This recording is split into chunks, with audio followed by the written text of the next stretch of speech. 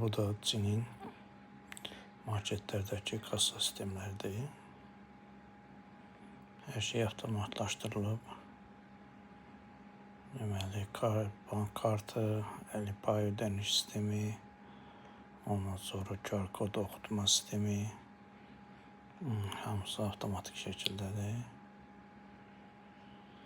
Aşağısında sumkalar var.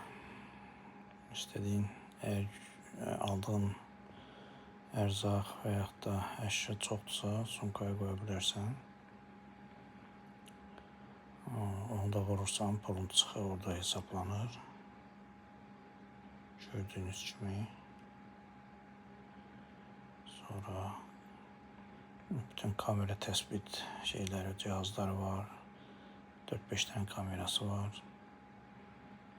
Orada səni tanımlaya da bilir. Yəni sənin sifətindən kim olduğunu görüb onayla bilir yəni. WeChat-dan istifadə edilir. WeChat vasitəsilə kimlik təsbiti yapır. Sonra canım sizə desin. Nəzarətçi yoxdur. Hamısı kamera sistemləridir. Başqa nə? Az ərzaq aldın, çox ərzaq aldın, dəxli yoxdur. Yəni hamı gəl buradan özü xidmət edib keçə bilər.